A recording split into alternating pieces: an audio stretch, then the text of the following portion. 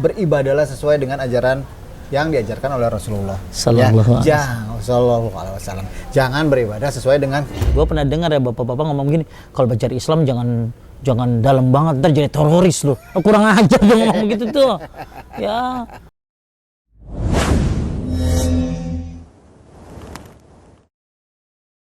Assalamualaikum warahmatullahi wabarakatuh. Alhamdulillahirabbil alamin. Masya Allah, tabarakallah, masih membersamai kita Jayaners Super Bejo bersama Ustadz Agus Hendra. Assalamualaikum Ustadz. Waalaikumsalam warahmatullahi wabarakatuh. Ustadz, masih nih Ustadz, lagi seru-serunya nih, masih enak nih ngobrol nih Ustadz. Pagi-pagi gini ngobrol, ngeteh, jalan-jalan lagi. Ada di Pawon, Kopi and Pawon, Bucetar di Bogor. Oh, Masya Allah, tempatnya ajib banget, yang belakangnya view-nya juga mantep ya, tempatnya juga space-nya juga banyak. Pokoknya banyak-banyak kalau buat yang demen foto-foto, space-nya banyak.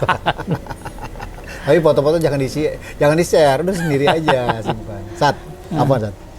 Nih, ini sih sebenarnya pengalaman pribadi saya juga saat gitu loh. Kalau kita mau masuk komplek kan di Palang kan nggak bisa masuk, Sat. Benar. Jadi palanya udah dibuka. Palanya mesti dibuka. Jadi banyak nih saat pengalaman-pengalaman. Anak kan lagi gironya lagi demen belajar, pengen tahu nih apa sih yang dilarang sama Allah gitu. Kalau mau ngomong dienakin mah banyak banget. Jadi ya semua juga kepengen enak, tapi yang saya kepengen tahu tuh ini yang nggak boleh, ini nggak boleh, yang dilarang gitu, Sat. Ya, kita bicara Masya Allah ya, Alhamdulillah, Allahumma sholli wa sallim ala nabiyina Muhammad. Intinya semua larangan yang Allah larang pasti ada hikmahnya. Semua yang Allah bolehkan pasti ada manfaatnya.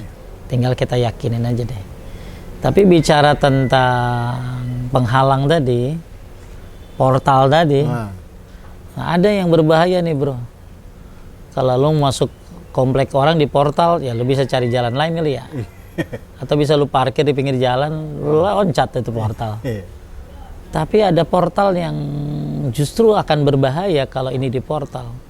Yaitu orang terportal ilmunya.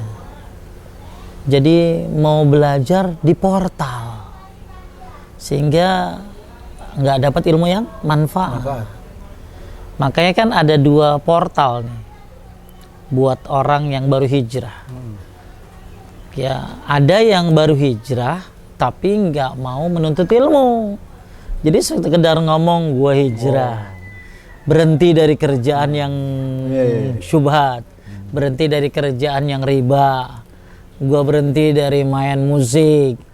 Tapi kagak memperdalam ilmunya.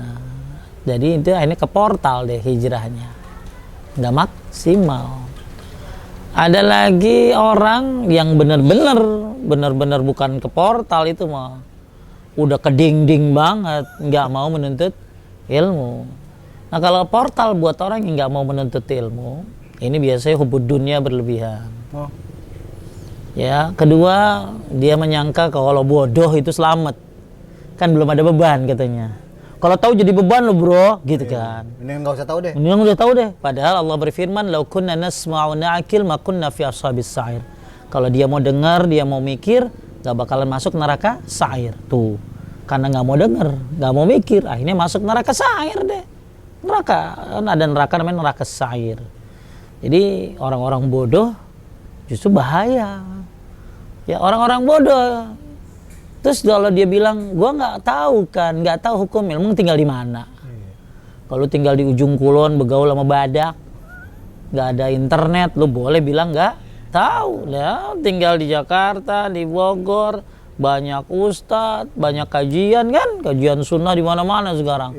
YouTube-nya banyak, terus bilang nggak tahu gitu, itu mah lu nggak mau tahu kali. Nah, itu berarti dia nggak mau tahu. Nggak mau tahu.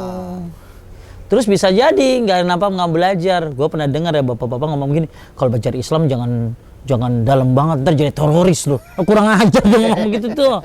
Ya, masa orang belajar agama makin bener justru makin benci terhadap terorisme.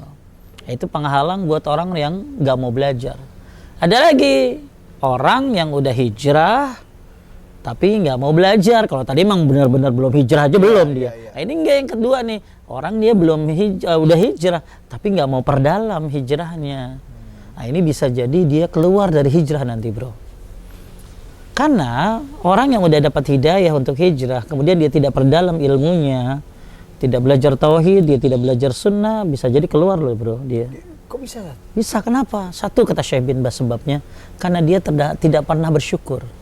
Harusnya kan orang kalau udah dapat hijrah syukurin dong. Berapa banyak manusia yang belum hijrah. Iya. Harus disyukurin. Gimana cara bersyukurnya? Dengan menuntut ilmu. Ya, jadi kalau dengan menuntut ilmu itu berarti dia tanda bersyukur perdalam. Dua, kenapa orang bisa udah hijrah akhirnya keluar dari jalan hijrah? Karena nggak mau minta. Doa. Ya musarrifal qulub, sarif qulubana ala taat, ya muqalli bal qulub sabit qalbi ala dini, atau rabbana la tuzigh qulubana. Harusnya kan minta dia. Maka kata Syekh bin Baz, dua sebab itu orang keluar dari jalan hidayah, keluar dari jalan hijrah. Yang baru hijrah semangat terus belajar, ya jangan malu-malu, terus semangat belajar, ya, dan belajar yang benar. Belajar yang pertama itu tauhid. Ya, ini belajar tirakat. Ini belajar aneh-aneh. Ya, nah ini belajar yang benar, yang paling bagus adalah tauhid buat yang baru hijrah. Nah, sekarang kita bahas yang ketiga nih, yang udah hijrah dan udah belajar. Kalau tadi baru hijrah belum. Kedua, ini udah hijrah tapi nggak bersyukur hijrahnya, nggak diurus. Nah, yang ketiga udah hijrah, udah belajar tapi nggak dapat juga ilmu. Ini sebabnya ada 6. Kata ulama salaf, kata As-Safari ini Al-Hambali rahimahullah, beliau mengatakan penghalang mendapatkan ilmu agama, khususnya untuk orang-orang yang sudah belajar, ya, para Zionist semua dan super bejo yang udah ngaji, ternyata kok nggak dapat mulu ilmu manfaat nih, ngaji sering tapi kagak dapat. Kopong. Ya kopong, cuman modal selfie doang, ngaji nih mau Ustaz Anu. Ya kalau lihat handphonenya UST semuanya, UST ya. Tapi ternyata ilmunya nggak ada. Nah, sebabnya satu, kata Imam As-Safari ini, nggak mau bertanya. Tuh. Jadi harusnya rajin, suka bertanya, tapi bertanya bukan ngeyel, bertanya emang dia nggak tahu. Termasuk, bro, kalau ada hadis, ayat, ada amalannya, tanya dong sama ustadznya. Jangan ustadznya ngasih sesuatu, Ustadz, dalilnya apa? Dia nggak tahu, pokoknya main amalin aja. Kan ada orang begitu, bro. Nih baca 1000 kali. Nih karena dari ustadz gue. Ini dari ustadz gue nih. Baca 3000 kali habis sholat subuh. Tanya harusnya, dalilnya mana? Ada nggak ayatnya? Ada nggak hadisnya? Nah ini, jadi dia udah menuntut ilmu tapi akhirnya nggak cerdas karena nggak suka bertanya. Kayak mau nyemplung ke jurang dong, Ustaz. Iya, harusnya kan tanya kan. Aduh, bro. Ya sabar juga kalau ustadznya ngomong begini. Pakai tanya-tanya sih ya. Nggak percaya sama gua. Itu ustadz kagak profesional itu. Murid berhak mendapatkan yang terbaik dari pencerahan, dari gurunya, dari ustadznya. Dan murid nggak usah malu bertanya, afwan ustadz, tanya afwan ustadz, ada dalilnya enggak? Kan lu suka nanya gitu tuh, ada dalilnya nggak? Tapi pinter itu, tanda orang pengen tahu dan supaya jangan salah. Maka penghalang orang dapat ilmu, salah satunya malas bertanya, nggak mau bertanya, main ngamalin be. 2, diam yang buruk dengan tidak mendengarkan. Ada kan orang main HP baik, ustadz lagi ngajar, ibu-ibu hebat loh bro, bisa ngetik tanpa ngelihat. Malah gue liat ada ibu-ibu ya, saya pakai stick itu, yang handphone kan ada itu, mata doang sono. Matanya ke ustadz, iya. Tapi gitu. Saya tanya, ibu lagi ngapain? Lagi ngelop pak ustadz, semua dia lop. Kan papa kayak ngeliat lagi tuh, Instagram dia lopin semuanya. Ya bu, Zainas dan Super Bejo. Ya kalau ustadz lagi ngajar diam. Ya dengarkan, takut. Kadang-kadang pertanyaan diulang lagi. Ustadz udah nerangin. Untung ustadznya sabar ya. Iya, berarti dia nggak ngerhatiin. Nggak perhatiin. Iya. Ya, apalagi kajian Zoom. Ini cobaannya banyak. Dia sambil ngepel. Ya, dia sambil gitu. Pakai headset. Harusnya kan pakai headset, fokus ya. Kalau memang sambil ngerjain sesuatu ya tetap fokus gitu ya. Nah, ini yang kedua, kenapa orang tidak mendapatkan ilmu? Penghalangnya adalah ini. Yang ketiga, pemahaman yang jelek. Makanya penting kita memahami Quran dan Sunnah dengan pemahaman para salafus salih, dengan pemahaman para sahabat Nabi, tabi'in dan tabi'ut tabi'in. Jangan pakai pemahaman kita. Tuh, selamat Natal tuh ada di Quran tuh, surat Maryam 30. Itu menurut otak lu. Padahal bukan begitu.